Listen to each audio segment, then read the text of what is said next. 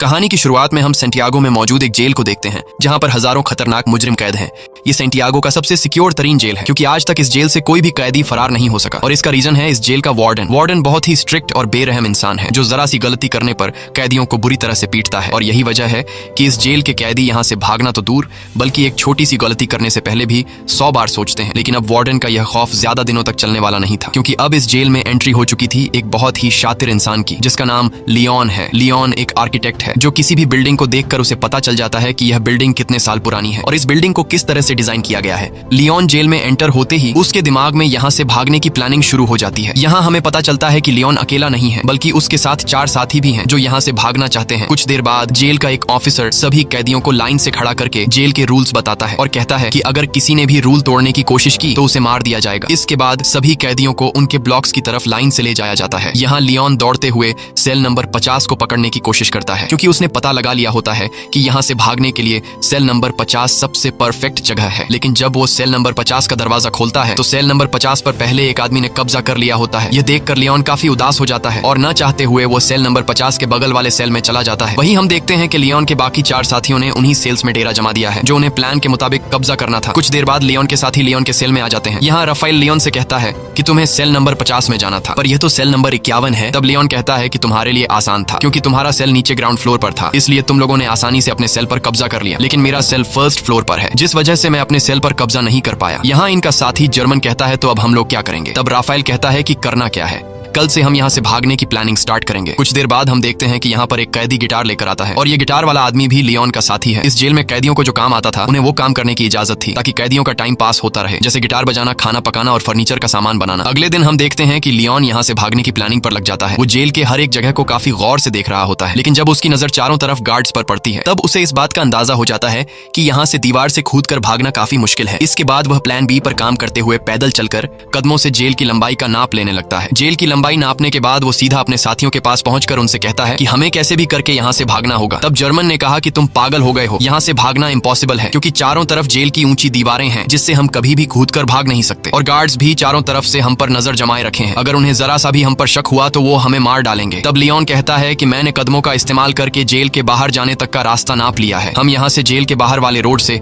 सिर्फ 90 मीटर की दूरी पर खड़े हैं, इसलिए हमें दीवार से कूदकर यहाँ से नहीं भागना है बल्कि हम यहाँ जमीन के नीचे एक सुरंग बनाएंगे जो यहाँ से बाहर तक जाएगी। इस जेल के बाहर जंगल है और अगर हम एक बार यहाँ से निकल गए तो जेल के बाहर जंगल में गार्ड्स हमें ढूंढ नहीं पाएंगे और बड़ी आसानी से हम यहाँ से फरार हो जाएंगे। लेकिन यहाँ इनके दिमाग में सबसे बड़ा सवाल यह होता है कि इतनी लंबी सुरंग जब यह लोग बनाएंगे तो उस सुरंग से बाहर निकलने वाली मिट्टी यह लोग कहाँ गिराएंगे। यह सवाल इन तीनों को परेशान कर रही थी और लियोन सोच में पड़ जाता है कि सुरंग से निकलने वाली मिट्टी को आखिर कहाँ फेंका जाए। अब जब यह तीनों सुरंग से निकलने वाली मिट्टी को छुपाने के बारे में प्लान बना रहे होते हैं तभी एक कैदी की नजर इन पर पड़ती है जिसका नाम बिगोट है। बिगोट एक धोखेबाज इंसान है जो इस जेल के वार्डन के साथ मिला हुआ है और जब भी वो किसी कैदी को जेल से भागने या फिर कोई रूल तोड़ते हुए देखता है तब बिगोट चुपके से सीधा जाकर गार्ड्स को शिकायत लगा देता है। और अब वो पिछले काफी टाइम से लियोन और उसके 2 साथियों पर नजर रख रहा होता है। इन तीनों को काफी टाइम से एक साथ बात करते हुए देखकर बिगोट को इन पर शक हो जाता है, इसलिए वो सीधा आकर राफेल से मिलता है, राफेल और कहता है कि मैंने पिछले कई दिनों से तुम तीनों पर नजर रखी है और मुझे पता है कि तुम तीनों यहाँ से भागने का प्लान बना रहे हो, इसलिए मैं भी तुम्हारे साथ यहाँ से भागने के प्लान में शामिल होना चाहता हूँ। यहाँ बिगोट के चेहरे को देखकर राफेल को कुछ गड़बड़ नजर आता है, इसलिए राफेल बिगोट से कहता है कि ऐसी कोई बात नहीं, हम तीनों तो बस बातचीत कर रहे थे और हमारा यहाँ से भागने का कोई भी प्लान नहीं है। अगले दिन लियोन, जर्मन और राफेल तीनों नीचे वाली सेल में आए। राफेल एक तरफ की दीवार को देखकर कहा कि हम इसी दीवार को खोदकर सुरंग बनाएंगे, लेकिन मसला यह था कि अगर खुदाई का काम शुरू कर दिया गया तो सुरंग को खुला नहीं छोड़ सकते क्योंकि हर शाम गार्ड्स हर एक सेल की चेकिंग करने आते हैं और अगर गार्ड्स ने सुरंग देख लिया तो हम सब पकड़े जाएंगे। तब लियोन कहता है कि हम इस दीवार के एक हिस्से को तोड़कर सेम उसी तरह का एक फेक ब्लॉक बनाएंगे ताकि शाम को जब भी गार्ड सेल की चेकिंग करने आए तब हम उस फेक ब्लॉक को दीवार में लगाकर सुरंग को छुपा देंगे और गार्ड्स के पकड़े जाने से बच जाएंगे। अब यह सब तो ठीक था, लेकिन सबसे बड़ा सवाल यह था कि सुरंग में से निकलने वाली मिट्टी का ये लोग क्या करेंगे। तब लियोन अपने गिटार वाले दोस्त को सेल में बुलाता है और वो अपने गिटार में से एक बड़ा स्क्रू ड्राइवर निकालकर लियोन को देता है, जिसके बाद लियोन ऊपर छत में एक चौकोर सुरंग करने लगता है जिससे बाहर काफी शोर हो रहा था। अब शोर से बचने के लिए गिटार वाला आदमी गाना गाकर गिटार बजाने लगता है जिससे किसी को भी सेल के अंदर का शोर सुनाई नहीं देता और कुछ देर की मेहनत के बाद लियोन लियोन छत में सुरंग करने में कामयाब हो जाता है। अब यहाँ लियोन जब उस होल से अपना सर बाहर निकाल कर देखता है तो उसे छत पर एक बड़ा खाली जगह दिखाई देता है, जिसे देखकर लियोन काफी खुश हो जाता है क्योंकि यहाँ पर 80 टन से भी ज्यादा मिट्टी आसानी से रखी जा सकती थी। अब शाम होने वाली थी और जल्द ही गार्ड्स आकर सेल की चेकिंग शुरू करने वाले थे, इसलिए राफेल डर जाता है और कहता है कि हमें जल्दी ही इस होल को बंद करना होगा। तब लियोन ने कहा कि जल्दी से मुझे अंडे ला कर दो। यह सुनकर राफेल गुस्सा हो जाता है और कहता है कि तुम्हें इस वक्त मजाक सूझ रहा है। तब लियोन कहता है कि तुम जल्दी से अंडे ला कर दो और फिर मेरा कमाल देखो। यह सुनकर राफेल अंडे लेने जाता है और लियोन जर्मन के साथ मिलकर छत के गिरे हुए मलबे को और तोड़ते हैं और उसका मिट्टी बना लेते हैं। कुछ देर बाद राफेल जल्दी से अंडे लेकर आ जाता है। तब लियोन उस मलबे से बनाई गई मिट्टी को एक बाल्टी में डाल देता है, साथ ही वो उस बाल्टी में चूना भी डालता है और फिर उसके अंदर अंडे मिक्स कर देता है। वही इनका साथी जो बाहर गिटार बजा रहा होता है, वह अपने गिटार में एक अलग धुन बजाना शुरू कर देता है जो खतरे की एक वार्निंग होती है, यानी कि सिक्योरिटी गार्ड सेल्स की चेकिंग लेने के लिए आ रहे हैं। तब सेल के अंदर मौजूद लोग भी उस खतरे की घंटी को सुन लेते हैं और समझ जाते हैं कि गार्ड्स आ रहे हैं, इसलिए यह सभी लोग और भी जल्दी से काम करने लगते हैं और यह लोग उस मलबे को आटे की तरह गूंद कर उसका एक ब्लॉक बनाते हैं, जिसके बाद यह लोग उस ब्लॉक को ऊपर होल में फिट कर देते हैं और नीचे से उस जगह पर एक पोस्टर लगा देते हैं। कुछ देर बाद गार्ड्स उनके सेल के अंदर आ जाते हैं और वो गार्ड्स लियोन और उसके दोस्तों को उनकी सेल से बाहर निकालते हैं। गार्ड्स उनके सेल की अच्छी तरह से चेकिंग लेते हैं, लेकिन अंदर उन्हें कुछ भी नहीं मिलता। तब एक गार्ड को ऊपर छत पर लगा वही पोस्टर दिखाई देता है, लेकिन जैसे ही गार्ड उस पोस्टर को उतारने वाला होता है तभी उसे बाहर से उसका ऑफिसर उसे बुला लेता है, जिसे सुनकर वह गार्ड उस पोस्टर को बिना निकाले ही चला जाता है और इस तरह से इन सब की जान बच जाती है। अब यहाँ इन लोगों को इस जेल में 34 दिन हो चुके थे और उन्हें जल्द ही इस जेल से निकलना था, इसलिए लियोन और जर्मन ऊपर छत पर चढ़कर लकड़ी का खोखला बॉक्स बनाते हैं और उस लकड़ी के बॉक्स में ये लोग सफेद सीमेंट भरकर छत पर रख देते हैं। कुछ दिन बाद उनका ब्लॉक तैयार हो जाता है, अब भारी थी सुरंग बनाने की, जिसके बाद ये लोग खुदाई के काम पर शुरू हो जाते हैं। ये लोग दीवार का सबसे नीचे का हिस्सा पहले से बने हुए उस ब्लॉक के अनुसार काटने लगते हैं, लेकिन खुदाई करते वक्त काफी शोर हो रहा था, जिसकी आवाज कुछ गार्ड सुन लेते हैं और गार्ड उनके सेल की तरफ बढ़ने लगते हैं। पर गार्ड के पहुंचने से पहले ही उनके गिटार वाला साथी आकर उन्हें बता देता है कि कुछ गार्ड सेल की तरफ आ रहे हैं। ये सुनकर सभी लोग काफी डर जाते हैं क्योंकि उन्होंने दीवार का जो हिस्सा काटा था वह हिस्सा उनके बनाए हुए ब्लॉक से छोटा था, जिसमें वह ब्लॉक फिट नहीं हो सकता था। अब जब उन्हें कोई दूसरा रास्ता नजर नहीं आता तब ये लोग जल्दी से टूटी हुई दीवार के मलबे को इकट्ठा करते हैं और जिस जगह ये लोग सुरंग बना रहे थे वहां ये लोग काफी बारीकी से सामान रखकर उस जगह को छुपाते हैं और अपने अपने काम में लग जाते हैं ताकि गार्ड को उन पर शक न हो। कुछ देर बाद एक गार्ड उनके सेल के अंदर आता है और वह गार्ड इनके सेल के चारों तरफ नजर घुमाकर चेक करता है कि कहीं ये लोग यहाँ से भागने की प्लानिंग तो नहीं कर रहे, पर उसे कुछ भी गड़बड़ नहीं नजर आता, इसलिए वह गार्ड वहां से चला जाता है। गार्ड के जाते ही ये लोग रेडियो का आवाज तेज कर लेते हैं और फिर से खुदाई के काम पर लग जाते हैं। कई घंटों की मेहनत के बाद फाइनली ये लोग ब्लॉक के शेप का एक परफेक्ट हिस्सा काट लेते हैं और सफेद सीमेंट के उस ब्लॉक को वहां पर फिक्स कर देते हैं। अब यहाँ खुदाई से निकले हुए मलबे को ये लोग एक बैग में भर लेते हैं और उस बैग को ऊपर वाले सेल में ले जाते हैं, जहाँ उन्होंने पहले से सेल की छत को तोड़कर होल बनाया था और उस होल को उन्होंने अंडे और मलबे को मिक्स करके एक छोटा सा ब्लॉक बनाकर छुपा दिया था। ये लोग उस ब्लॉक को निकालकर उसके ऊपर जो खाली जगह होती है वहां पर ये लोग मिट्टी जमा करना शुरू कर देते हैं। छत पर मिट्टी रखने के बाद ये लोग छत वाले ब्लॉक को वापस लगाकर उसे व्हाइट सीमेंट से कवर कर देते हैं और उसे वापस से फोटो से ढक देते हैं। इसी तरह रोजाना वह गिटार वाला उनका साथी गिटार बजाकर लोगों का ध्यान भटकाता है, साथ ही वह पुलिस पर भी नजर रखता है और लियोन, राफेल और जर्मन नीचे वाली सेल में सुरंग को खोदते हैं और जो मिट्टी सुरंग से निकलती है ये लोग उस मिट्टी को अलग अलग बैग में निकालकर अलग अलग तरीके से ऊपर वाली सेल की छत पर जमा करने लगते हैं। इस तरह से ये लोग पूरे दिन का एक रूटीन बना देते हैं और कई दिनों तक उनकी खुदाई का काम बड़ी चालाकी से चलता रहता है। लेकिन एक कैदी जिसका नाम ऑस्कर है उसे इन लोगों पर शक हो जाता है क्योंकि वह पिछले कई दिनों से इन लोगों को नोट कर रहा था। वह देखता है कि ये लोग हर रोज एक ही पैटर्न को फॉलो करते हुए नीचे के सेल से ऊपर वाले सेल पर जाते हैं, साथ ही ये लोग हमेशा हाथ में बैग या फिर बाल्टी लेकर ऊपर जाते हैं। ये सब देखकर ऑस्कर को उन पर शक हो जाता है, लेकिन वह किसी से भी कुछ नहीं कहता, बस चुपचाप उन पर नजर रखता है। अब यहाँ इन लोगों को इस जेल में 70 दिन बीत चुके थे और लियोन जब सुरंग को नापता है तो उससे पता चलता है कि 70 दिनों में हमने सिर्फ 5 मीटर सुरंग बनाई है। ये देखकर लियोन काफी मायूस हो जाता है और लियोन समझ जाता है कि हम 5 लोग इस सुरंग को इस तरह से कभी भी कंप्लीट नहीं कर पाएंगे, इसलिए वो अपने साथियों से कहता है कि हमें इस सुरंग को कंप्लीट करने के लिए और आदमियों की जरूरत पड़ेगी और अगर हम 5 लोग इसी रफ्तार से मिट्टी निकालते गए तो इस सुरंग को कंप्लीट करने में हमें 5 साल लग जाएंगे, इसलिए हमें सुरंग को और तेजी से खोदना होगा। वही उनका साथी जर्मन जब बैग में मिट्टी भरकर ऊपर ले जा रहा था तभी एक पुलिस वाला उसे रोक लेता है और जर्मन से पूछता है कि इस बैग में क्या है। तब जर्मन कहता है कि कुछ खास नहीं, बस मेरी जरूरत का कुछ सामान है। ये सुनकर वह पुलिस वाला जर्मन से कहता है कि अच्छा ठीक है, चलो अब बैग खोल कर दिखाओ। ये सुनकर जर्मन घबरा जाता है और जर्मन को लगता है कि आज हम सभी पकड़े जाएंगे, लेकिन जब जर्मन अपना बैग खोलता है तो उसमें कुछ सामान रखा गया था। दरअसल जर्मन ने पहले से बैग में मिट्टी नीचे छुपाई होती है और सामान ऊपर रख दिया होता है, लेकिन गार्ड को जर्मन पर शक होता है, इसलिए वह गार्ड जर्मन से कहता है कि मेरे पीछे चेकिंग रूम में आओ। तब जर्मन बड़ी चालाकी से नीचे बैठा अपने साथी लियोन के साथ उसी तरह का सेम एक दूसरा बैग बदलकर गार्ड के पीछे चेकिंग रूम में चला जाता है चेकिंग रूम में जब वह गार्ड जर्मन के बैग को अच्छी तरह से चेक करता है तो उसके अंदर सामान के अलावा कुछ भी नहीं मिलता, जिसके बाद वह गार्ड जर्मन को जाने देता है। अब इन सभी कैदियों को जेल में 86 दिन बीत चुके थे और अब ये लोग और ज्यादा दिन यहाँ नहीं रहना चाहते थे। इसलिए लियोन और उसके साथी जल्दी से सुरंग के काम को बढ़ाने के लिए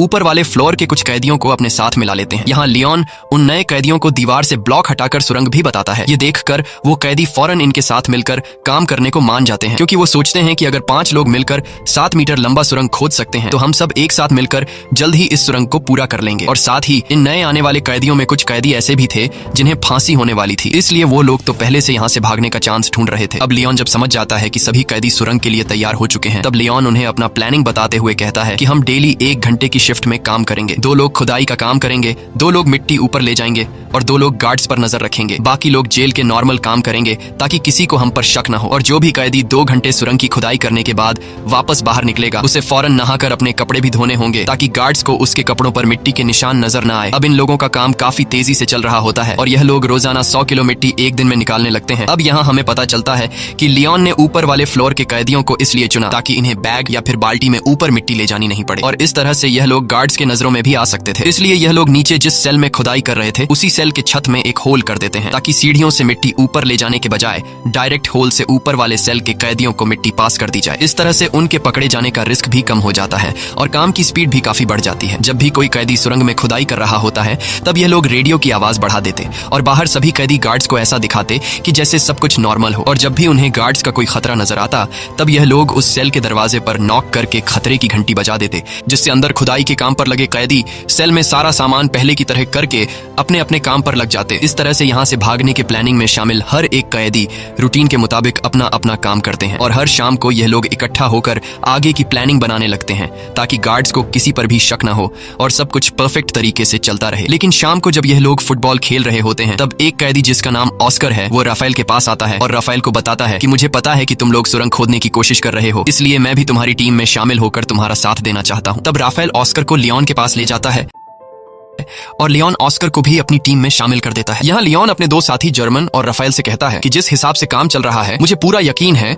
कि हम जल्द ही इस सुरंग को कंप्लीट कर देंगे और जल्द ही यहाँ से बाहर निकल जाएंगे। लेकिन बाहर निकलने के बाद भी हम लोग पकड़े जा सकते हैं क्योंकि हम 4-5 नहीं बल्कि पूरे 40 लोग हैं और अगर बाहर निकलने के बाद भागते हुए हमें पुलिस ने देख लिया तो पुलिस हमारे पीछे गाड़ी लगाकर हमें पकड़ लेगी। इसलिए हमें यहाँ से बाहर निकालने के लिए बाहर के एक बंदे की जरूरत होगी जो हमारा यहाँ से बाहर निकलते ही हमारे लिए एक बस तैयार रखे। अब यहाँ ये लोग सोच में पड़ जाते हैं कि बाहर से हमारी कौन मदद कर सकता है।